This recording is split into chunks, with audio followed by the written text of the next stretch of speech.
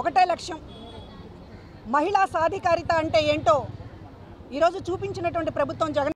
మీ తెలుగు నేస్తం Telugu stop app download చేసుకోండి. అన్ని వార్తా విశేషాలు సులభంగా ఎప్పటికప్పుడు. మోహన్ రెడ్డి గారి ప్రభుత్వం ప్రతి మహిళ కూడా ఈ ప్రభుత్వాన్ని భుజాలపైన ఎత్తుకోవాల్సినటువంటి అవసరం ఉంది. ఆ ప్రచారాన్ని నేను తీసుకోవడానికి ఎన్నికల సమయంలో ఆ బాధ్యత తీసుకోవాల్సిన అవసరం నాకు ఉందనిపించింది. అందుకనే రాజీనామా చేశాను. నేను మాత్రమే కాదు, ఏ మహిళకైనా సరే ఈ రాష్ట్రంలో మహిళల గురించి ఆలోచించే వారు కానీ మహిళలు బాగుండాలని కోరుకునేటటువంటి ఎవరైనా సరే ఈ ప్రభుత్వాన్ని బలపరచాల్సిందే, ఈ ప్రభుత్వానికి అండగా నిలవాల్సిందే. ఎందుకంటే మహిళా సాధికారిత అనేటటువంటి దానికి మేము కూడా చాలా సంవత్సరాలుగా మహిళా ఉద్యమాల్లో పనిచేసాం.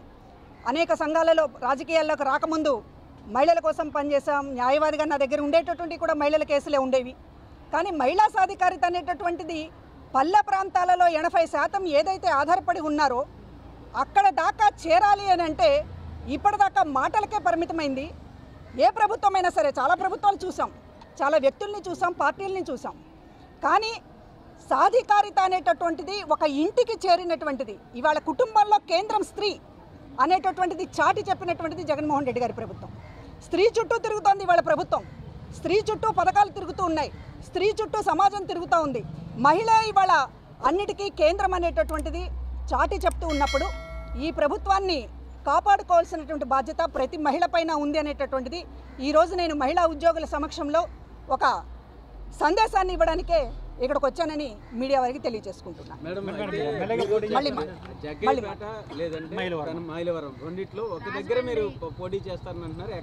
పోటీకి అవకాశము లేకపోతే పోటీకి సంబంధించినటువంటి దానికి సంబంధించినటువంటిది ఆ ఆలోచనలతోనూ నేను రాజీనామా చేయలేదు. పోటీకి సంబంధించినటువంటి అర్హత కానివ్వండి, లేకపోతే దానికి సంబంధించినటువంటి ఆలోచన కానివ్వండి, ఈ పార్టీలో చాలామందికి ఉండుండొచ్చు.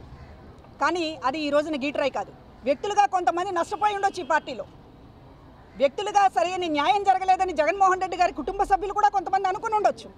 కానీ ఇవాళ ఈ పార్టీ అనేటటువంటిది 15 ఏళ్లుగా పోషించినటువంటి ప్రతిపక్ష పాత్ర మాత్రమే కాదు, ఇది ప్రజల పాత్ర.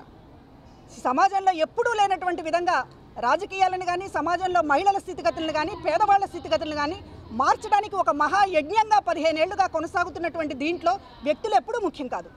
నాకు సీట్ వచ్చిందా రాలేదా అనేటటువంటిది ముఖ్యం కాదు.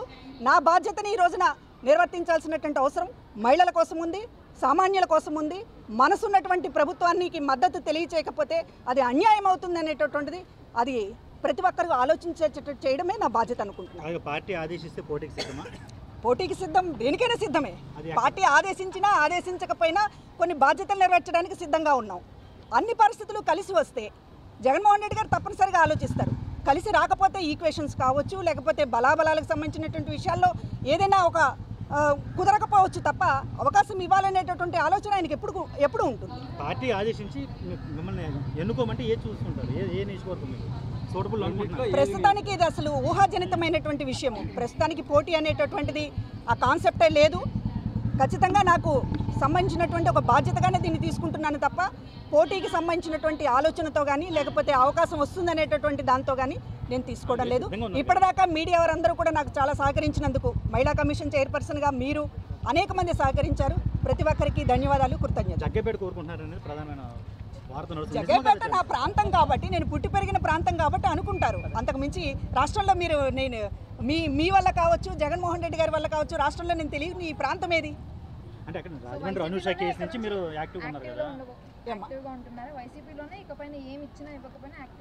ఖచ్చితంగా అది మహిళలకు సంబంధించినటువంటి ప్రభుత్వం. మహిళలకు సంబంధించినటువంటి ఈ ప్రభుత్వాన్ని భుజం మీద మోయాల్సినటువంటి అవసరం ప్రతి మహిళకి ఉంది.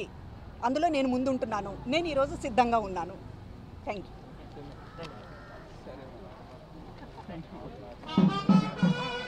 telugustop.com యాప్ డౌన్లోడ్ చేసుకోండి. తెలుగు స్టాప్ యాప్ ని డౌన్లోడ్ చేసుకోండి. హలో అండి, తెలుగు స్టాప్ యాప్ ని డౌన్లోడ్ చేసుకోండి.